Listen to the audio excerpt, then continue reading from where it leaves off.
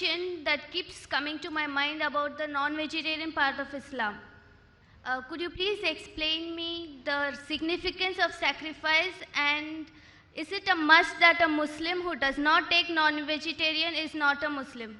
The sister has a question that why do Muslims have non-veg, and can a Muslim be a Muslim if he does not have non-vegetarian food? Is it fard in Islam? Sister, a Muslim can be a very good Muslim even by being a pure vegetarian. It's not fard in Islam that you should have non-veg. There's no verse in the Quran that you should have non-veg, or no hadith in which the Prophet said, if you don't have non-veg, you're not a Muslim. For being a Muslim, you should follow the 4 criteria: Iman, righteous deeds, watawassaw bil haqq, watawassaw bis sabr, you go to Jannah. There's no criteria that you should have non-veg. But you asked me the question, what is the logic that we have non-veg? Regarding the second part, you can be a good Muslim even by being a pure vegetarian. It's not fard. But what is the logic? The logic is, if Allah has given His permission to have non-veg, why should we not have it? Allah says in the Quran in Surah Ma'idah, chapter number 5, verse number 1, lawful for you is the meat of the 4-footed animal, with the exception named. Repeats the message in Surah Nahl, chapter 16, verse number 5, that you can have the meat of the animals. Allah repeats in Surah Mu'minun, chapter number 23, verse number 21, that verily in the cattle is a lesson for you. We give you to drink from what is within the body. From it you get warmth, and of the meat you can eat. So if Allah has given permission, why should we not have? Now scientifically, if we analyze that the flesh food is rich in protein and vitamin K, normally our body requires amino acid, 23 amino acids, out of which 8 essential amino acids which are not synthesized in the body, which have to be given by external diet. There is no vegetable food which has all the 8 essential amino acids. No vegetable food. Even the soya bean, it is only the flesh food, meat, mutton, beef, fish, which have all the 8 amino acids. So it is nutritious. Coming to the logical aspect of it. If we analyze the set of teeth of the herbivorous animals, which only have grass, which do not touch flesh food, cow, goat, sheep, they have a herbivorous set of teeth, they have flat teeth. If we analyze the set of teeth of the carnivorous animals, which only have flesh food, lion, tiger, leopard, they have pointed set of teeth, they have a canine set of teeth, they have a carnivorous set of teeth. If we analyze our set of teeth and we go and look in the mirror, Almighty God gives the flat teeth as well as pointed teeth. If Almighty God wanted us to have only vegetables, why did He give us the pointed teeth? For what? For having non-veg. Furthermore, the digestive system of the herbivorous animal, the cow, goat, sheep, it can only digest vegetables, it cannot digest fresh food. The digestive system of the carnivorous animals, lion, tiger, leopard, can only digest fresh food, it cannot digest grass and vegetables. But the digestive system of the human being can digest both vegetables as well as fresh food. If Almighty God wanted us to be pure vegetarian, why did He give us a digestive system that can digest both? To have it. Furthermore, people have a misconception that non-veg is prohibited in our religion. Our religion means Hindus say and they think. All the major scriptures of the world, they give permission to have non-veg. Even the Hindu scriptures. If you read Hindu scriptures, Manusmriti, chapter number 5, verse number 30, Almighty God says that Almighty God has created some animals to eat and some to be eaten. If you eat the animals which God has created to be eaten, you're not doing a sin. Manusmriti chapter number 5 verse 31 says that Almighty God has created some animals for sacrifice. If you sacrifice the animals which are meant for sacrifice, you're not doing a sin. Again the message repeated in Manusmriti chapter number 5 verse number 40 that you can kill the animals which are meant for sacrifice.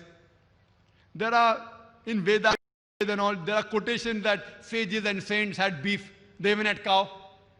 If you read Mahabharat, Anushasan Parv, chapter number 88, the eldest brother of Pandavas, Yudhishthir, he asked Bhishma that what should we give in Yagna, in Puja, so that our ancestors will be satisfied.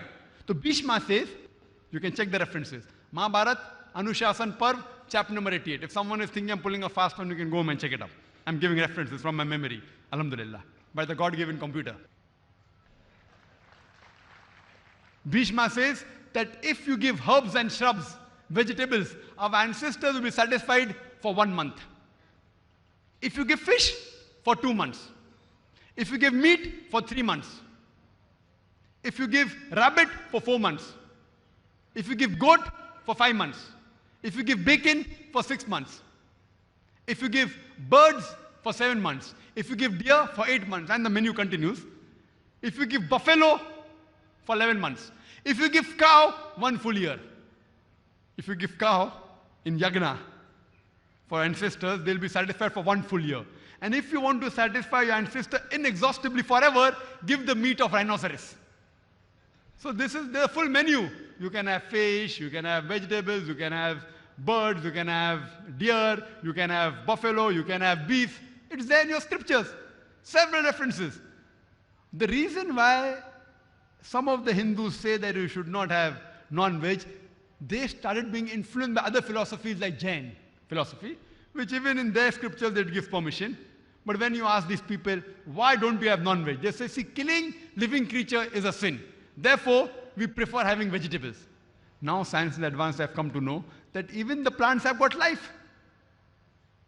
So when you have vegetables, you're taking life.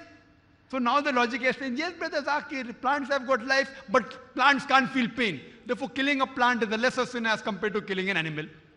Today, science has further advanced and we have come to know that even the plants can feel pain. The plants even feel happy, they can even cry. But the cry of the plant cannot be heard by the human ear because human being can only hear between frequencies of 20 cycles per second to 20,000 cycles per second. Anything below and above this, the human ear can't hear. You may have heard of the silent dog whistle. The dogs can hear up to 40,000 cycles per second. In the silent dog whistles, the master blows the whistle. The frequency is about 20,000 cycles per second, but below 40,000 cycles per second. The dog can hear, human beings can't hear. So even the plants can feel pain. So there was a non-Muslim who argued with Maxim, told me, brother Zakir, I agree with you. Plants have got life, plants can feel pain. But the plants have got about 2 or 3 senses less. They only have 2 or 3 senses. The animals have got 5 senses. Therefore, killing an animal is a bigger sin. So I told him, for sake of argument, I agree with you that plants have got 2 senses less.